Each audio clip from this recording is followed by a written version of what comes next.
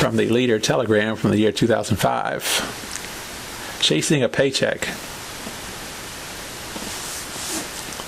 Life on the Professional Bowlers Association tour isn't glamorous. When the last ball drops into the black hole at the end of the lane, everybody on the Pro Bowling Tour packs up and heads home or to the next tournament. There's no private jets or courtesy cars, no fancy hotels or lavish buffets, no one catering to the bowler's every need, except maybe a wife or girlfriend willing to lend a hand. That's life on the Professional Bowlers Association Tour, a series of stops off America's beaten path, from Wauwatosa to Wichita and Medford to Mesa. It's almost this nomadic tribe that travels around in this caravan of RVs, this forgotten aspect of American culture that had once been big, said first-time director Christopher Brown, who captured the tour's weekly chase for a paycheck in a new documentary. A League of Ordinary Gentlemen focuses on the antics of bad boy Pete Weber, whose late father was as close to a household name as bowling has had. Good guy Walter Ray Williams Jr., up-and-comer Chris Barnes, and former champion Wayne Webb, who gambled and drank away his career winnings. Bowling appealed to Brown because he figured he could get good access, and he did after promising PBA president and CEO Steve Miller to get beyond the sports image of beer-bellied, chain-smoking players.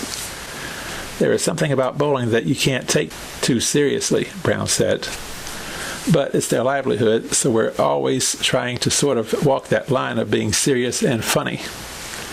Miller said Brown succeeded in making a sports film about real people.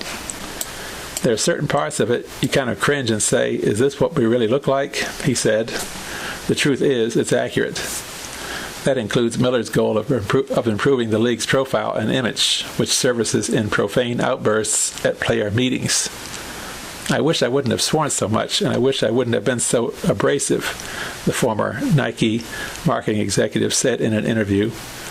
Maybe that's why Miller relates so well to Weber, the most recognizable of the PBA's regulars, who isn't adverse to taking a few drags on a cigarette between rounds. Weber has earned more than $2 million despite suspensions for unbecoming conduct. He celebrates a good throw of the ball with a crotch chop, borrowed from pro wrestler Stone Cold Steve Austin.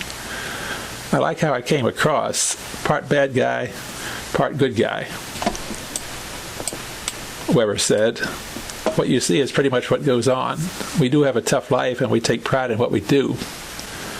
The grind is most evident on the face and psyche of Webb, the PBA's Player of the Year at 23 and also ran by 47. The film covers the 2002-2003 season, a cruel winter during which Webb missed cuts or finished out of the money. To get by, he set up karaoke gigs in the smoke-filled bars of bowling alleys. I don't ever want to go back on tour, he said in an interview. The tour is so grinding and so lonely. Indeed, Webb casts a forlorn figure in the film among the married trio of Weber, Williams, and Barnes, who struggles to support his wife and twin sons on tour winnings. Nowadays, the thrice-divorced Webb is kept company by his two dogs. Every morning they're there. I wish I had a family, he said, noting his chilly relationship with a grown daughter. I don't drink much anymore. There's almost no partying. I'm getting older and calming down. Webb co-owns a pro shop at a bowling alley in Sacramento, giving $75 an hour lessons to all comers. If he seems bitter about the PBA, well, he is. The new PBA took what little fun was in bowling away, he said. The PBA doesn't want the guys to be friends. In the old days, all the guys did everything together. They helped each other. Miller agrees to a point. It's not fun for Wayne because he hasn't made any money and it's gotten harder, the CEO said. It's not fun because his skills have dissipated.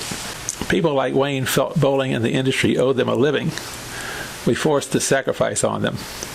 Wayne is one of those guys, God love him, who got caught in the change in mentality. Brown was particularly touched by Webb's struggles.